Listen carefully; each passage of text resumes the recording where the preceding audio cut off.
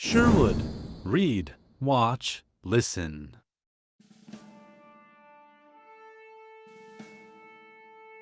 Hero Tales from American History by Henry Cabot Lodge and Theodore Roosevelt. Washington, written by Henry Cabot Lodge. The brilliant historian of the English people has written of Washington that no nobler figure ever stood in the forefront of a nation's life. In any book which undertakes to tell, no matter how slightly, the story of some of the heroic deeds of American history, that noble figure must always stand in the forefront. But to sketch the life of Washington even in the barest outline is to write the history of the events which made the United States independent and gave birth to the American nation. Even to give a list of what he did, to name his battles and recount his acts as president, would be beyond the limit and the scope of this book. Yet it is always possible to recall the man and to consider what he was and what he meant for us and for mankind. He is worthy of the study and the remembrance of all men, and to Americans he is at once a great glory of their past and an inspiration and an assurance of their future. To understand Washington at all, we must first strip off all the myths which have gathered about him. We must cast aside into the dust heaps all the wretched inventions of the cherry tree variety, which were fastened upon him nearly 70 years after his birth. We must look at him as he looked at life and the facts about him, without any illusion or deception, and no man in history can better stand such a scrutiny. Born of a distinguished family in the days when the American colonies were still ruled by an aristocracy, Washington started with all that good birth and tradition could give. Beyond this, however, he had little. His family was poor, his mother was left early a widow, and he was forced after a very limited education to go out into the world to fight for himself. He had strong within him the adventurous spirit of his race. He became a surveyor, and in the pursuit of this profession plunged into the wilderness, where he soon grew to be an expert hunter and backwoodsman. Even as a boy the gravity of his character and his mental and physical vigor commended him to those about him, and responsibility and military command were put in his hands at an age when most young men are just leaving college. As the times grew threatening on the frontier, he was sent on a perilous mission to the Indians, in which, after passing through many hardships and dangers, he achieved success. When the troubles came with France, it was by the soldiers under his command that the first shots were fired in the war which was to determine whether the North American continent should be French or English. In his earliest expedition he was defeated by the enemy. Later he was with Braddock, and it was he who tried to rally the broken English army on the stricken field near Fort Duquesne. On that day of surprise and slaughter he displayed not only cool courage, but the reckless daring which was one of his chief characteristics. He so exposed himself that bullets passed through his coat and hat, and the Indians and the French who tried to bring him down thought he bore a charmed life. He afterwards served with distinction all through the French war, and when peace came he went back to the estate which he had inherited from his brother, the most admired man in Virginia. At that time he married, and during the ensuing years he lived the life of a Virginia planter, successful in his private affairs and serving the public effectively but quietly as a member of the House of Burgesses. When the troubles with the mother country began to thicken he was slow to take extreme ground, but he never wavered in his belief that all attempts to oppress the colonies should be resisted, and when he once took up his position there was no shadow of turning. He was one of Virginia's delegates to the First Continental Congress, and, although he said but little, he was regarded by all the representatives from the other colonies as the strongest man among them. There was something about him even then which commanded the respect and the confidence of everyone who came in contact with him. It was from New England, far removed from his own state, that the demand came for his appointment as Commander-in-Chief of the American Army. Silently he accepted the duty, and leaving Philadelphia, took command of the army at Cambridge. There is no need to trace him through the events that followed. From the time when he drew his sword under the famous elm tree, he was the embodiment of the American Revolution, and without him that revolution would have failed almost at the start. How he carried it to victory through defeat and trial and every possible obstacle is known to all men. When it was all over, he found himself facing a new situation.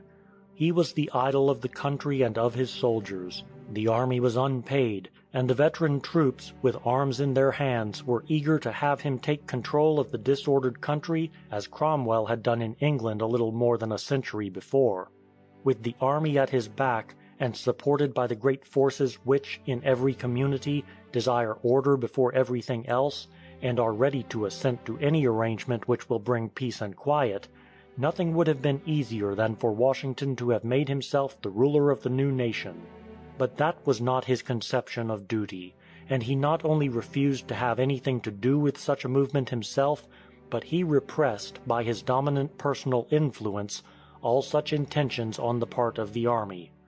On the 23rd of December, 1783, he met the Congress at Annapolis, and there resigned his commission.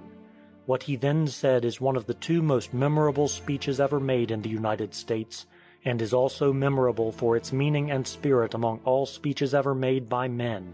He spoke as follows: Mr. President, the great events on which my resignation depended having at length taken place, I have now the honor of offering my sincere congratulations to Congress, and of presenting myself before them, to surrender into their hands the trust committed to me, and to claim the indulgence of retiring from the service of my country.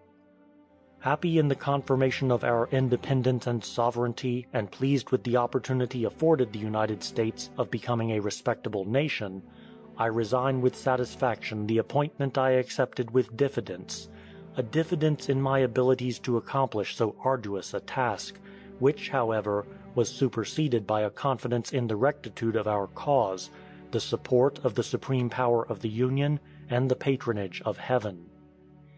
The successful termination of the war has verified the most sanguine expectations, and my gratitude for the interposition of Providence and the assistance I have received from my countrymen increases with every review of the momentous contest.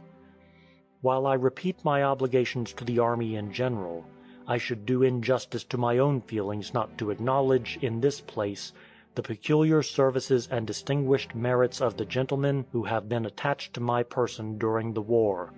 It was impossible that the choice of confidential officers to compose my family should have been more fortunate. Permit me, sir, to recommend in particular those who have continued in service to the present moment as worthy of the favorable notice and patronage of Congress. I consider it an indispensable duty to close this last solemn act of my official life by commending the interests of our dearest country to the protection of Almighty God, and those who have the superintendence of them to His holy keeping. Having now finished the work assigned me, I retire from the great theatre of action, and, bidding an affectionate farewell to this august body, under whose orders I have so long acted, I here offer my commission and take my leave of all the employments of public life. The great master of English fiction, writing of this scene at Annapolis, says, "Which was the most splendid spectacle ever witnessed, the opening feast of Prince George in London, or the resignation of Washington?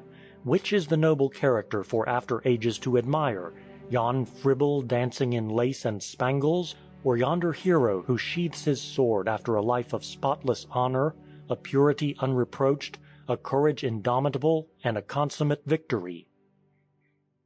Washington did not refuse the dictatorship, or rather, the opportunity to take control of the country, because he feared heavy responsibility, but solely because, as a high-minded and patriotic man, he did not believe in meeting the situation in that way. He was, moreover, entirely devoid of personal ambition, and had no vulgar longing for personal power.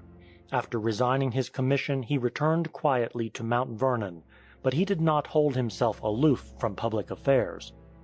On the contrary, he watched their course with the utmost anxiety. He saw the feeble Confederation breaking to pieces, and he soon realized that that form of government was an utter failure. In a time when no American statesman except Hamilton had yet freed himself from the local feelings of the colonial days, Washington was thoroughly national in all his views. Out of the 13 jarring colonies he meant that a nation should come, and he saw, what no one else saw, the destiny of the country to the westward. He wished a nation founded which should cross the Alleghanies, and holding the mouths of the Mississippi, take possession of all that vast and then unknown region. For these reasons he stood at the head of the national movement, and to him all men turned who desired a better union and sought to bring order out of chaos. With him Hamilton and Madison consulted in the preliminary stages which were to lead to the formation of a new system. It was his vast personal influence which made that movement a success, and when the convention to form a constitution met at Philadelphia, he presided over its deliberations, and it was his commanding will which, more than anything else, brought a constitution through difficulties and conflicting interests which more than once made any result seem well nigh hopeless.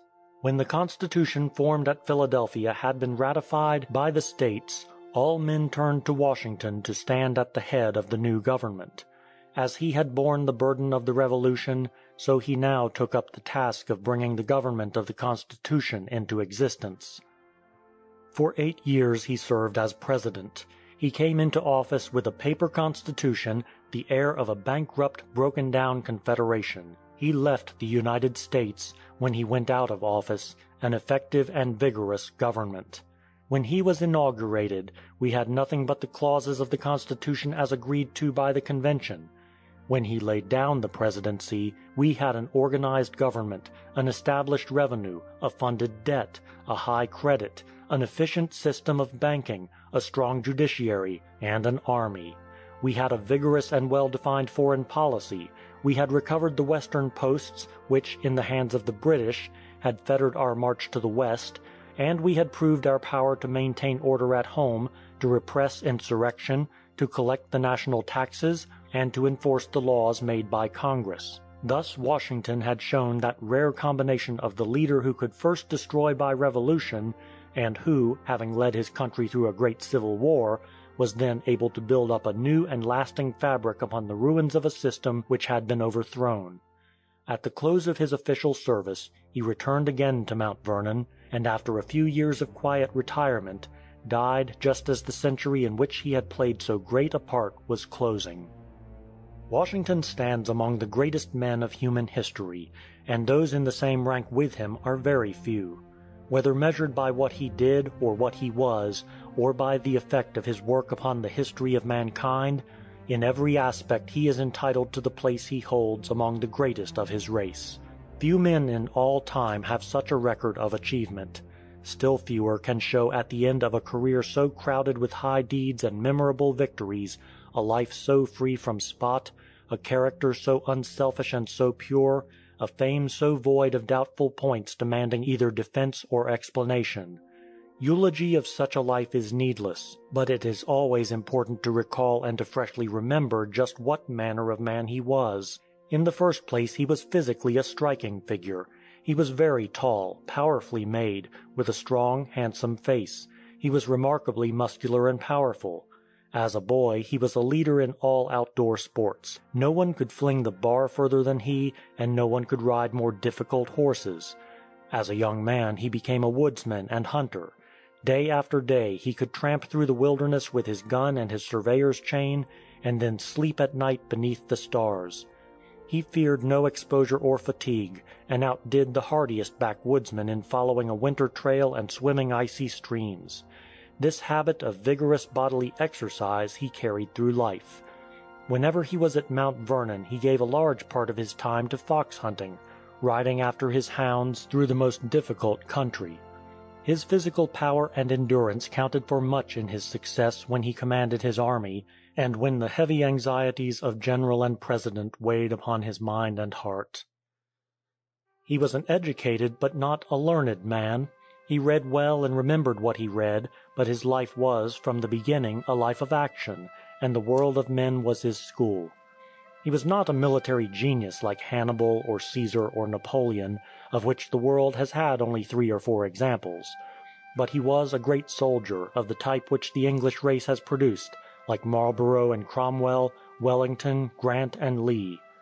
He was patient under defeat, capable of large combinations, a stubborn and often reckless fighter, a winner of battles, but much more, a conclusive winner in a long war of varying fortunes.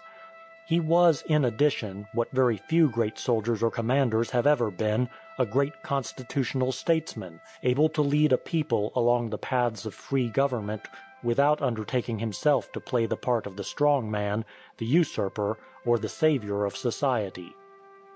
He was a very silent man. Of no man of equal importance in the world's history have we so few sayings of a personal kind. He was ready enough to talk or to write about the public duties which he had in hand, but he hardly ever talked of himself. Yet there can be no greater error than to suppose Washington cold and unfeeling because of his silence and reserve. He was by nature a man of strong desires and stormy passions.